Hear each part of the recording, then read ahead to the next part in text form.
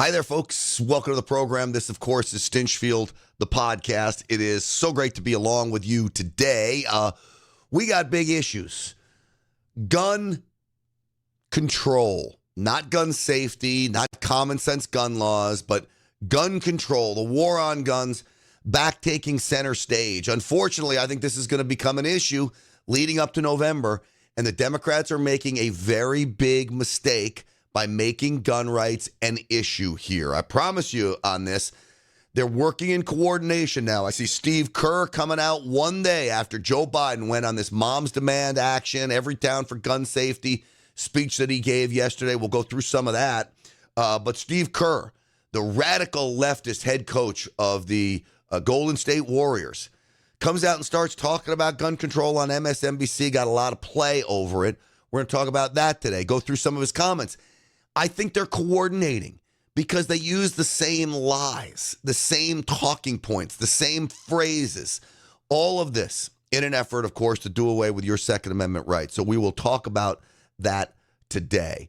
Before we do, folks, let me just tell you, please pay a visit to my friends over at the Wellness Company, twc.health/grant. We don't know what's next, folks, but the question is, are you ready? Are you ready for the next pandemic, the next disease, the next disease X, whatever they're going to unleash on you? The Wellness Company can help you. These great medical emergency kits have prescription medications, antibiotics, antiparasitics, including ivermectin, that you can get on hand in your house. Have it there for when you need it. In fact, I got this cough going. I just used the amoxicillin to get rid of what I believe is strep throat. I'm already better a day later, feeling better a day later. twc.health/grant. Use promo code GRANT. Let's talk, folks, about some guns. How about we do it? Let's talk about the Second Amendment in a way that the left does not know how. Uncensored and unapologetic. This is Stinchfield. Here's your host, Grant Stinchfield. All right, so great to be with you, folks. Here is the situation. We know the Democrats hate the Second Amendment. They don't even talk about legislating it out of existence. They literally want the Second Amendment repealed. So Steve Kerr goes on MSNBC. Steve Kerr has been one of the most outspoken once professional athlete. He's a great basketball player. Now he's a pretty decent head coach. I'll give him that. But stick to basketball, dude, because you know nothing about politics. You know nothing about firearms, other than the fact that, sadly, his father was killed when he was 18 years old. I guess shot. Why? I'm not quite sure. He calls it, my dad was killed as a result of gun violence. I take issue with that because whoever killed your father happened to use a gun, but it sounds to me like he would have used anything to kill him. I get that makes you have certain strong opinions about this, but let's talk about reality. What if your father had a firearm when he was confronted by the man that killed him? What if in the mass shootings that we see across the country, there were more good guys with guns or armed teachers that were there to take down these mass shooters before they strike? There's over 300 million guns in America. You think you're going to take all those guns off the street? No. So you want to disarm law-abiding citizens while the criminals then go out there, use their guns, and we have no way to defend ourselves. That's not going to work. Let's go through some of Steve Kerr's comments. Stephanie, I mean, it's clear that President Biden is really interested in implementing gun safety measures, common sense, gun violence prevention measures. I've been doing a lot of work. So let's just take two of those comments. Gun safety measures, common sense gun safety. Notice they don't say gun control. This is a talking point that they have perfected because who's against gun safety? I'm a hardcore Second Amendment supporter, but I'm all for gun safety. I want people to be safe with their firearms. Now, I don't want government getting involved and mandating how I be safe. I don't need government to nanny me. I'm a responsible gun owner. But they use terms like this to dupe the average everyday folks. Well, who's against gun safety instead of gun control, which then took such a bad moniker. Work the last 10 years with a lot of different gun safety prevention people like Brady, Giffords, Sandy Hook Promise, March for Our Lives. I've learned so much, and I know that we can prevent lives. President Biden is adamant that he's going to push for common sense laws that can do that. I know that President Trump will not do that. And so it's really a very simple choice for me. So he's coming out and endorsing Joe Biden. A Steve Kerr endorsement of Joe Biden should be every gun owner's cue: do not support Joe Biden. Steve Kerr's radical when it comes to his views on guns. Now, again, common sense laws when it comes to firearms. Now, tell me one law that could have been passed that would have prevented any one of these mass shootings. Not one.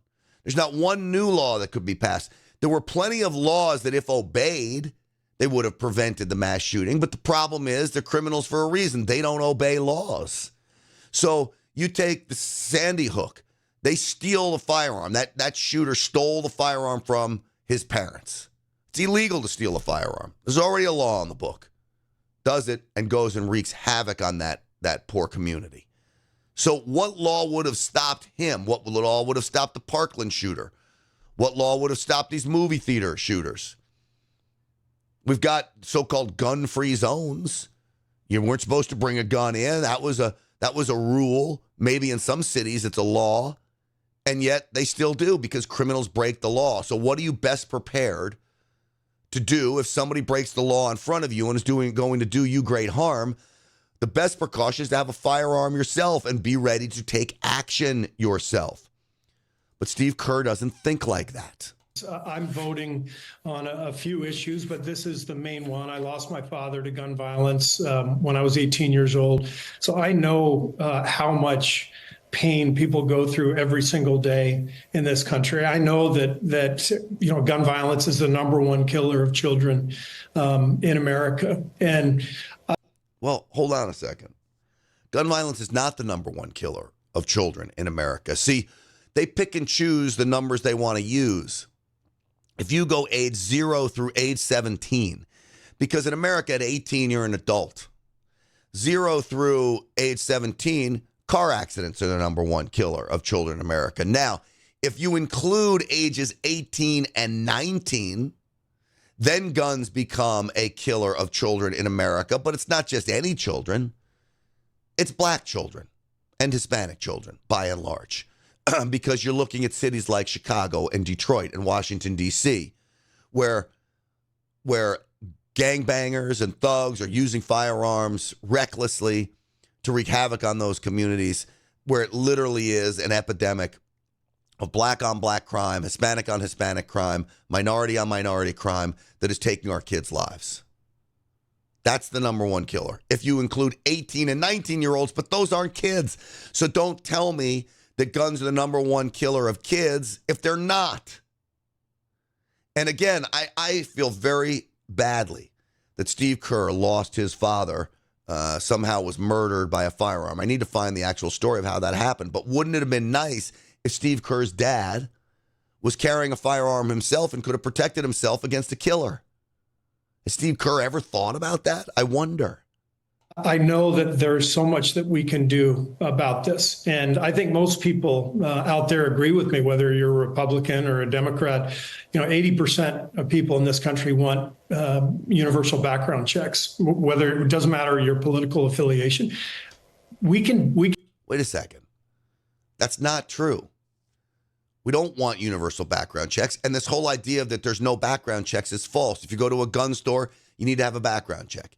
If you go to a gun show, by and large, you will have to have a background check done because by and large, 99% of the people selling guns at gun shows are gun dealers that have to conduct a background check. The only time you don't need a background check is if you sell a firearm to a family member, a friend, or a neighbor, and you don't make a living selling firearms. Now, there's a reason for this. If I go to the range with my son and I have to have universal background checks every time I transfer a gun, can I give my firearm to my son and let him shoot at the range? Under my supervision, he's 15, but he knows how to use a firearm. Do I have to do a background check for him? And if I don't do a background check on him under their laws, am I going to get arrested? Are they going to come after me? Maybe. I think this whole universal background check is a trick to go after law-abiding gun owners and hang them out to dry. do this, but we kind of have to steer the cruise ship there. It's going to take some time, but we need to implement laws that the vast majority of our country want, and President Biden is willing to do the work to try to get those changes. The laws you want to pass will have nothing to do with anything when it comes to keeping people safe. Who's committing most of these crimes? They're drive-by shootings. They're most of the crimes are not mass shootings. Every mass shooting is one too many, but those aren't the majority of crimes. These are drug deals gone bad. Crimes over women or money. You know, I always say when it comes to murder, it surrounds three things: drugs, money, or women. Or sometimes a combination of those things. But usually murder always surrounds those three things, never anything else. It's amazing how that happens. So anyway, these laws aren't going to change anything on that front. But Steve Kerr continued with this Stephanie Rule. She's there smiling at him. Oh, yes, you're so right. Said when you were only 18, you felt like your life was impenetrable, right? Nothing could get you down. Bad things didn't happen to you. What do you say to all the folks out there who think gun violence is a problem, but it won't affect their life, so they don't make it a voting priority? Yeah, I mean, you just don't know. It's such a common occurrence. The chances are likely that you won't be impacted, but there's a very good chance that you will. Also. Wait a second. The chances are likely that you won't be impacted, but there's a very good chance that you will. Well, you just said there's great chances that either happens. That's not how statistics work. I have always phrased it like this. The chance of you being a victim of so-called gun violence is slim to none. But the chance of someone else being a victim of so-called gun violence is 100%. Don't be the victim. Now, how do you make sure you're not a victim? One, don't put yourself in positions where there are evil people with firearms. That's the first thing, right? So staying out till 2 a.m. in neighborhoods that have a history of shootings after the clubs get out, don't hang out in those places. 2, make sure you're aware of your surroundings. And if something feels off, get out of there. 3, make sure you have an ability to protect yourself and those around you. Train with a firearm, know how to use it, and carry it on your person at all times. You do those things, the chance of you becoming a victim is slim to none, and the chance of the person trying to do harm to you becoming the end result of a dead body in a body bag because you take them out is pretty darn good because you've been training, and that's what's important. And that's a scary thought. I'm a recent grandfather. I have a granddaughter who's 18 months old. And, I'm thinking a lot about when she goes off to kindergarten and she's going to have to go through, mass shooting drills and the trauma that our kids all across America go through just from those drills and the possibility of facing that kind of situation. It's so traumatizing, and it's just a terrible thought that all of our children are feeling this way. So does Steve Kerr think that if we get rid of guns, evil goes away? That it just doesn't exist anymore? Evil has existed since the beginning of time, folks. Evil is not going anywhere. Whether you use a gun or a knife or a car or a bomb, evil is always going to exist. I would imagine his parents had to do bomb safety drills where they used to get underneath their desk. Remember seeing the pictures of the kids in the 50s because they were worried Russia was going to blow them up? They'd get underneath their desks and do drills like that. I got to believe that was traumatizing. But what would you rather have? Talk to your kid and make sure they're not traumatized by this stuff and talk about why you're practicing these things? Or a kid that's oblivious to how to protect themselves and then end up dying in one of these tragic crimes? I'd rather have my kid aware that this could happen, even if it's a little traumatizing. So if, God forbid, it does happen, he's ready to take precautions to survive. Now, I think at times I've scared my kid. We practice mass shooting drills in the mall, or if I have to pull my firearm in public, where does he go? What do we do? How do we handle it? And we did that from an early age. Did that scare him? Probably. Did it give him anxiety? Maybe. But I've told the story. We were in Dave & Buster's when we thought what was a mass shooting going down happened, and my kid managed to get out alive. He managed to find the exits. He knew what to do. When the shots were being fired, he knew where to go, and he knew not to come try to find me, but to get out, and he did that. I'd never been so proud of him before in my life. Turns out it wasn't a mass shooting. It was just some thug shooting somebody else in Dave & Buster's over a fight over a stuffed animal. But this can happen anywhere, right? Thankfully, I was carrying at the time. I could make my way to where the shooter was, and the shooter took off out the parking lot, and then I could go find my son. But could I make my way to a shooter if I wasn't carrying a firearm? Could I make sure that my thought process was, if I can get to the shooter before he gets to my son survives? If I'm not carrying a firearm, that thought process becomes a little more difficult. But Steve Kerr doesn't think about any of those kinds of things. All right, Joe Biden goes down the same path. It's amazing, within a day of each other, because all of this is coordinated now as they ramp this up coming into November, and it will be a mistake on their part. But Joe Biden goes down with some crazy doozies as well. I'll play them for you here in a second. But, folks, I want to tell you about my friends over at Patriot Mobile. PatriotMobile.com/Grant. PatriotMobile.com/Grant. That's where I want you to go. They're doing great stuff. America's only Christian conservative wireless provider. Why are you still with one of the big three cell phone companies when you can choose the network you want to be on? So if you got AT&T or Verizon, you can stay on that network. But you pay Patriot Mobile and get 100% U.S.-based customer service. You can upgrade your phone, get a new phone, all the same things you do with a cell phone company. And you get a company that believes in and funds the values that we all believe in and support. And make sure that they fund programs that support these things like veterans and first responders and the Second Amendment, for instance, right to life issues. All of that super important. PatriotMobile.com/Grant. Pay them a visit today. Use promo code GRANT for free activation, or you can call them at 972-PATRIOT, 972-PATRIOT, and tell them Grant Stinchfield sent you.